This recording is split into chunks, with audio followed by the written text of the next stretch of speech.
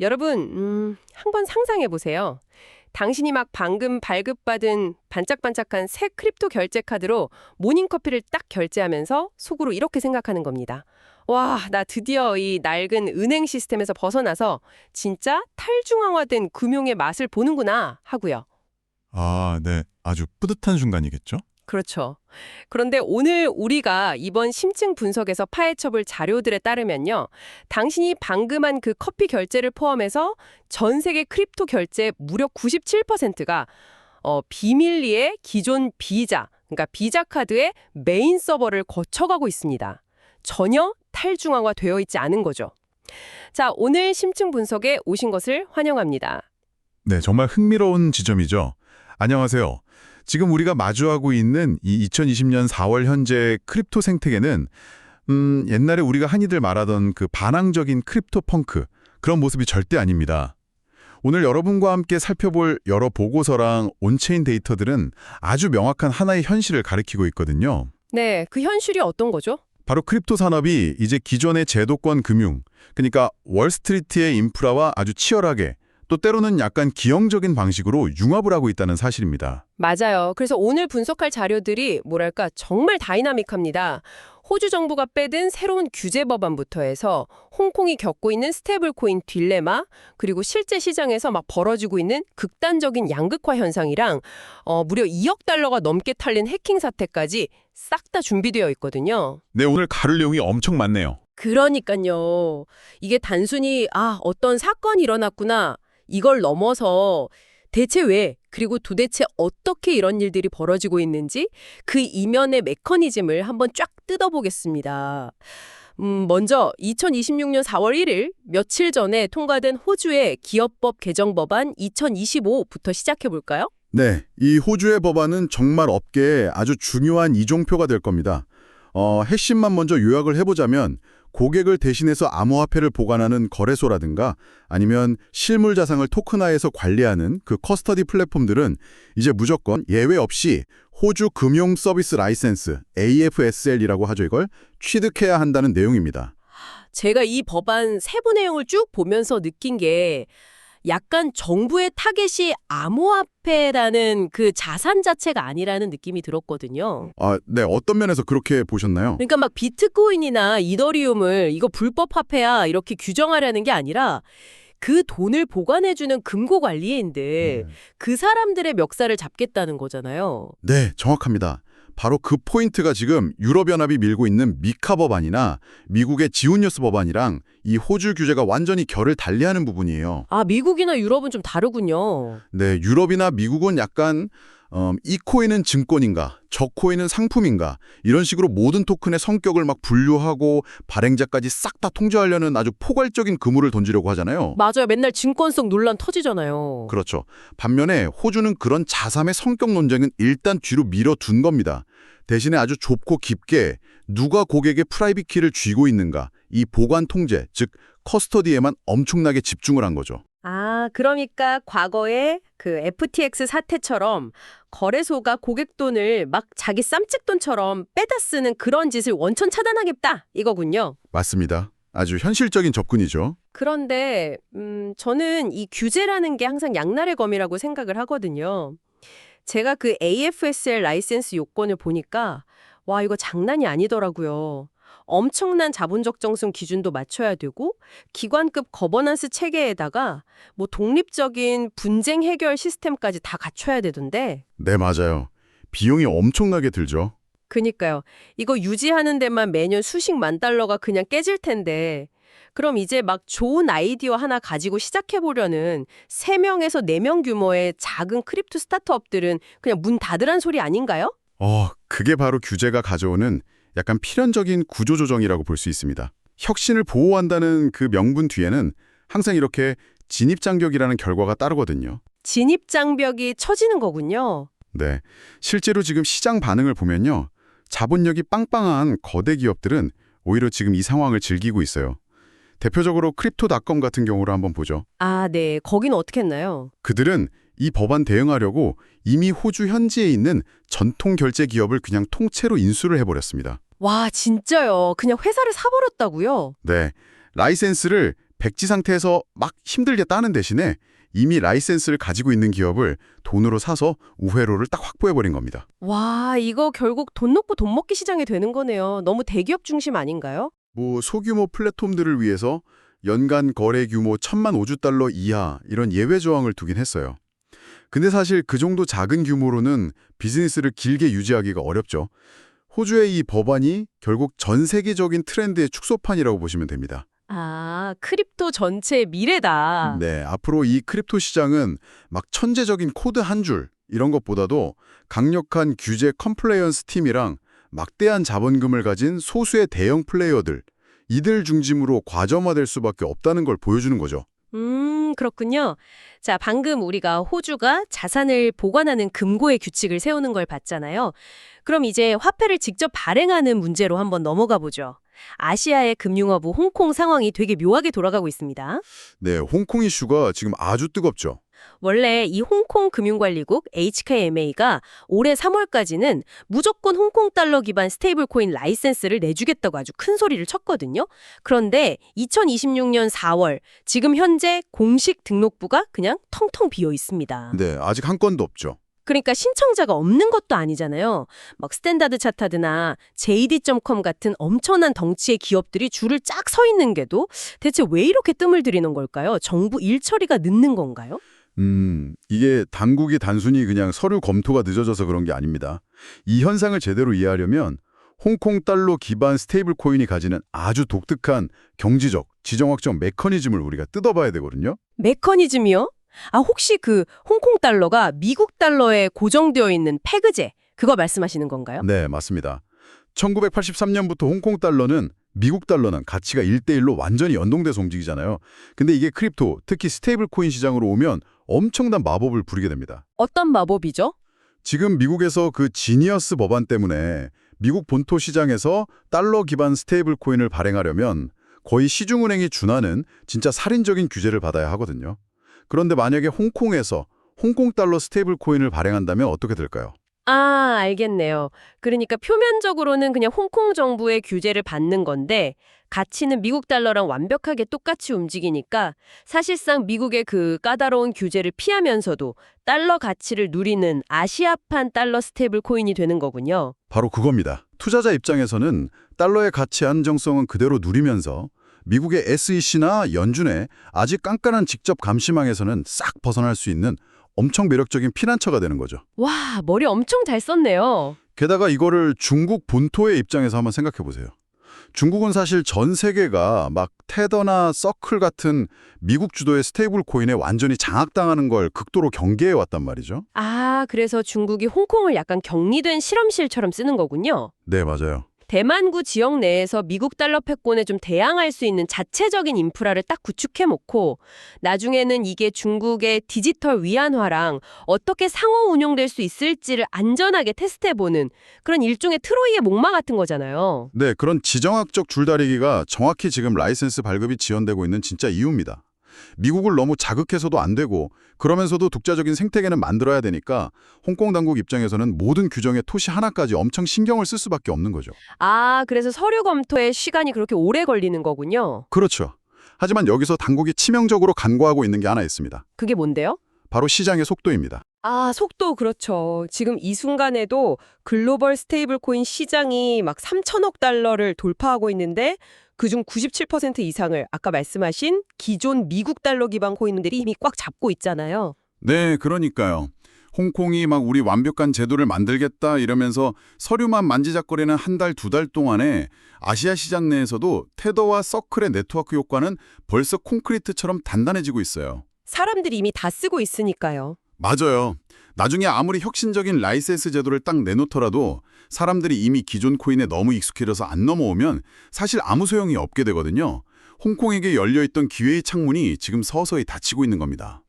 그렇군요. 자, 이렇게 정부랑 규제 당국이 서류에 막 파묻혀서 씨름하는 동안 실제 온체인 데이터, 즉 시장의 진짜 돈이 움직이는 현실은 전혀 다른 이야기를 하고 있습니다. 제가 자료를 보니까 극단적인 양극화 데이터가 딱 2개가 나오더라고요. 네, 어떤 데이터죠? 하나는 탈중앙화 거래소, 그 퍼프덱스라고 하죠. 이 덱스들의 주간 수수료가 1억 6천만 달러에서 2,800만 달러로 무려 82%나 폭락했다는 겁니다. 거의 망한 수준이죠. 어우, 엄청나게 떨어졌네요. 근데 반대로 다른 하나는요. 크립토 결제 카드의 거래량이 올해 3월에만 6억 달러를 훌쩍 넘기면서 1년 전보다 224%나 폭증했다는 거예요.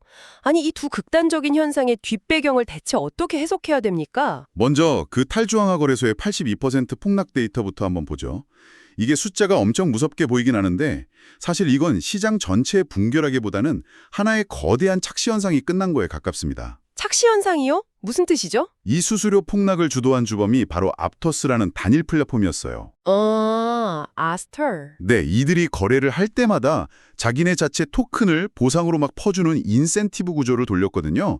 그러니까 사람들이 그 보상 토큰 받으려고 아무 의미 없는 자전 거래를 그냥 미친 듯이 돌렸던 거죠. 아, 가짜 거래량을 만들어낸 거군요. 맞아요. 이제 그 거품이 딱 빠지니까 수수료 수익이 99% 날아가 버린 겁니다. 그래서 우리가 진짜 주목해야 할 곳은 이 폭락장 속에 서서 현재 이 덱스 이장의 50%를 묵묵하게 장악하고 있는 하이퍼리퀴드라는 플랫폼입니다. 잠깐만요. 다른 덱스들은 거품 꺼지면서 다 무너졌는데 하이퍼리퀴드는 대체 어떻게 살아남아서 50%나 먹고 있는 거죠? 이들의 생존 전략이 아주 기가 막힙니다. 크립토의 한계를 크립토 밖에서 찾았거든요. 크립토 바뀌요? 네, 이들은 HIP3라는 아주 독특한 기술 표준을 도입했어요. 이게 뭐냐면 비트코인이나 이더리움 같은 암호화폐만 거래하는 게 아니라 금이나 원유 같은 원자재, 심지어 나스닥 같은 전통 주식의 가격을 추종하는 합성 자산을 블록체인 위에서 거래할 수 있게 딱 만들어버린 겁니다. 와, 잠깐만요. 그러니까 제가 탈중앙화 암호화폐 거래소에 접속을 했는데 거기서 나스닥 주식이나 국제 유가에 베팅을 할 수 있다는 건가요? 네, 맞습니다. 믿기지 않겠지만 현재 하이퍼리퀴드 전체 거래량의 거의 40%가 그런 비크립토 자산, 그러니까 전통 자산에서 나오고 있어요. 와, 대박이네요. 결국 크립토 거래소조차도 생존을 위해서는 전통 금융 자산의 엄청난 수요를 흡수하는 쪽으로 진화하고 있다는 증거죠. 살기 위해서 결국 전통 자산을 껴안았다. 이거 아주 흥미롭네요. 그럼 아까 말씀드린 그 두 번째 데이터, 크립토 결제 카드의 폭발적인 성장은 어떻습니까? 한 달에 6억 달러면 이거 진짜 엄청난 규모잖아요. 네, 맞아요. 표면적으로만 보면 이서파이나 캐스트 같은 새로운 크립토 네이티브 기업들이 카드 시장 점유율을 막 26%까지 끌어올리면서 진정한 대중화를 이끄는 것처럼 보이죠. 하지만 그 결제의 백핸드 메커니즘을 딱 들여다보면 여러분이 오프닝에서 들으셨던 그 놀라운 진실을 바로 마주하게 됩니다. 아, 그 결제 97%가 비자를 통해서 처리된다는 그 부분이요. 아니, 근데 이게 기술적으로 대체 어떻게 가능한 겁니까? 저는 분명히 이더리움으로 커피값을 결제했는데 카페 사장님이 이더리움을 받아줄 리는 없잖아요. 네, 아주 날카로운 질문입니다. 원리가 이래요. 사용자가 크립토 카드로 딱 결제를 한 순간 백핸드 서버에서는 엄청나게 빠른 정산이 일어납니다. 카드 발행사가 여러분의 암호화폐를 즉시 0.1초 만에 달러 같은 법정화폐로 매도를 해버리죠. 아, 바로 팔아버리는군요. 네. 그리고 그렇게 바뀐 법정화폐는 기존의 비자나 마스터카드 결제망이라는 고속도로를 쫙 타고 카페 사장님의 은행 계좌로 안전하게 들어가는 겁니다. 아, 그러니까 프론트엔드, 그러니까 사용자 경험만 크립토일 뿐이지 실제로 가치를 이동시키고 정산하는 그 핵심 코어 인프라는 철저하게 전통금융의 시스템을 빌려 쓰고 있는 거네요. 맞습니다. 완벽하게 빌려 쓰는 거죠. 와, 이거 진짜 아이러니하네요. 우리는 막 크립토가 전통금융을 다 무너뜨리고 대체할 거라고 믿었는데 현실은 오히려 그 전통금융의 거대한 인프라가 크립토라는 이 새로운 상품을 아주 부드럽게 꿀꺽 소화시키고 있는 거잖아요. 네, 정확한 표현입니다. 왜 이런 현상이 생기냐면 시장의 자본은 지금 미친 듯이 쏟아져 들어오는데 크립토 자체의 인프라가 이 무거운 기관급 자본의 이동과 보안을 온전히 감당할 만큼 성숙하지 않았기 때문이요. 아, 아직 그릇이 작다. 그렇죠. 그리고 그 미성숙함이 아주 치명적인 사고로 이어진 게 바로 4, 5일에 터진 드리프트 프로토콜 해킹 사태입니다. 맞아요. 그 솔라나 기반 트레이딩 플랫폼에서 무려 2억 8,500만 달러, 우리 돈으로 수천억 원이 그냥 증발해버린 그 사건 말이죠. 제가 이 사건 자료를 보면서 제일 소름 돋았던 게 뭔지 아세요? 어떤 점이셨나요? 이게 그냥 코드를 잘못 짜서 생긴 단순한 스마트 컨트랙트 버그가 아니었다는 겁니다. 맞아요. 해커들은 블록체인 시스템 그 자체를 해킹한 게 아니에요. 그 블록체인을 관리하는 사람, 인간을 해킹한 겁니다. 사람을요? 네. 이 해커들이 무려 6개월 전부터 아주 치밀한 사회공학적 기법을 썼어요. 여러 명의 관리자가 다 같이 승인을 해야만 동리 움직이는 멀티시그, 다중서명 구조를 노렸거든요. 아, 그 안전하다고 하는 다중서명이요? 네. 그 관리자들한테 교묘하게 가짜 정보를 계속 흘려서 이게 아주 정상적인 거래인 것처럼 속여서 서명하게 만든 겁니다. 아니 근데 서명을 한다고 해서 돈이 바로 쫙 빠져나가는 건 아니잖아요. 제가 자료 보니까 여기서 듀러블 론스라는 기술이 악용되었다고 나오던데 이게 대체 무슨 원리입니까? 여러분을 위해서 좀 쉽게 설명해 주시죠. 그러니까 비유를 하자면 이렇습니다. 여러분이 회사 회계 담당자한테 서명이 다 완료된 백지수표를 딱 한 장 준 거예요. 아, 금액이란 날짜는 비워둔 채로요. 네, 맞아요. 나중에 막 급하게 자금이 필요할 때 쓰라고 미리 서명만 딱 해둔 거죠. 솔라나의 듀러블 론스가 바로 딱 이런 역할을 합니다. 트랜잭션의 서명 자체는 유효하게 킵해두면서 실제 실행은 나중으로 미룰 수 있게 해주는 아주 유용한 기능이죠. 아, 원래는 되게 좋은 기능이네요. 그렇죠. 근데 해커들이 이걸 하중한 겁니다. 관리자들을 속여서 권한 탈취 코드가 담긴 트랜잭션에 서명을 하게 만든 다음에 이 듀러블 론스를 이용해서 그 서명된 트랜잭션들을 보관만 해둔 거예요. 백지수표를 훔쳐서 모아둔 거군요. 맞습니다. 그리고 관리자들이 완전히 방심한 틈을 타서 미리 훔쳐둔 그 백지수표들을 한 번에 싹 다 실행시켜버린 거죠.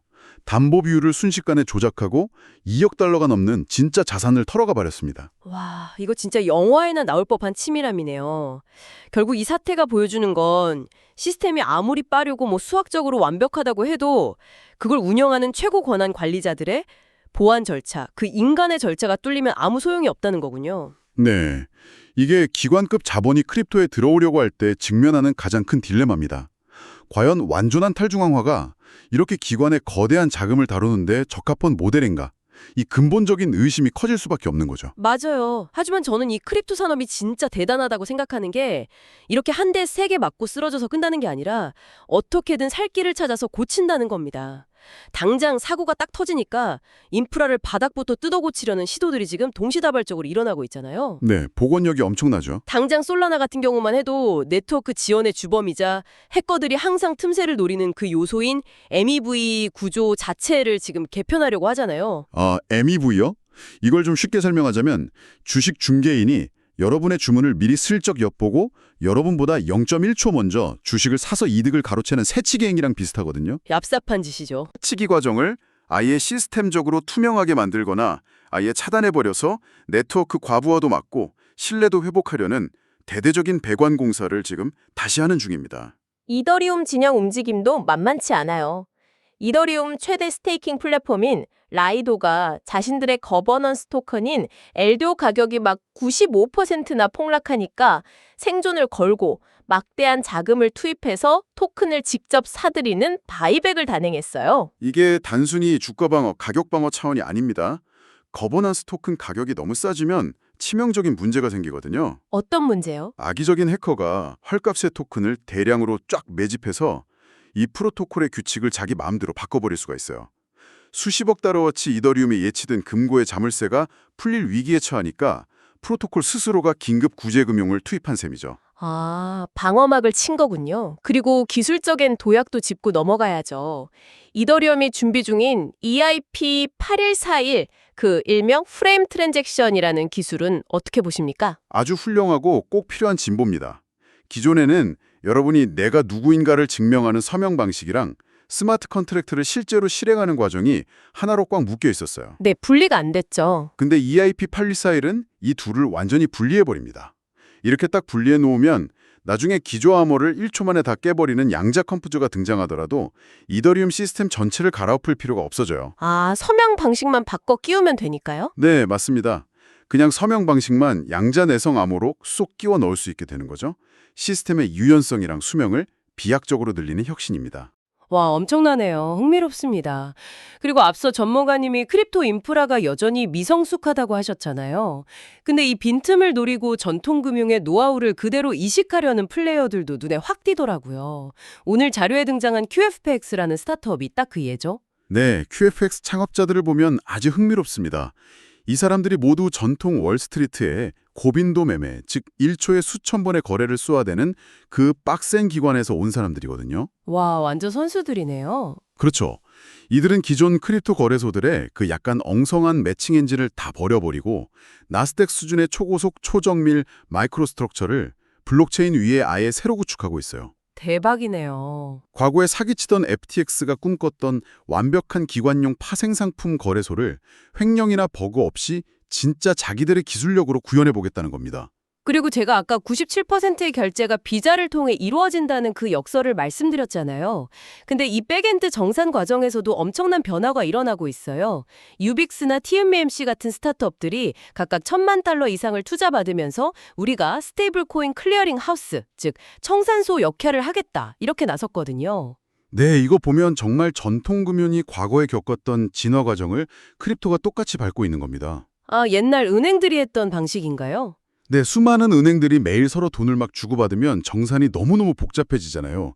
그래서 중앙에 청산소를 딱 두고 하루에 한 번씩 차액만 딱 결제하는 구조를 만들었었죠. 아, 효율성을 위해서요? 네, 지금 스테이블 코인 종류가 수십 개로 늘어나고 국가 간 결제가 엄청 복잡해지니까 이 크립토 생태계에도 이 복잡성을 한 방에 해결해줄 전통적인 클리어링 시스템이 필수 불가결해진 겁니다.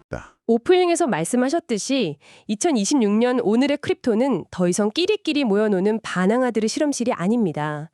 호주는 라이선스라는 거대한 성벽을 쌓아서 자본력이 있는 곳만 살아남게 만들었고, 홍콩은 지정학적 체스판 위에서 미국 눈치를 보며 스테이블 코인을 저울질하고 있죠. 맞습니다. 생존을 위해서 탈중앙화 거래소는 오히려 원유와 나스닥 주식을 품었고, 화려해 보이는 크립토카드의 그 뒤편에서는 결국 전통의 강자 비자가 모든 결제를 조율하고 있습니다.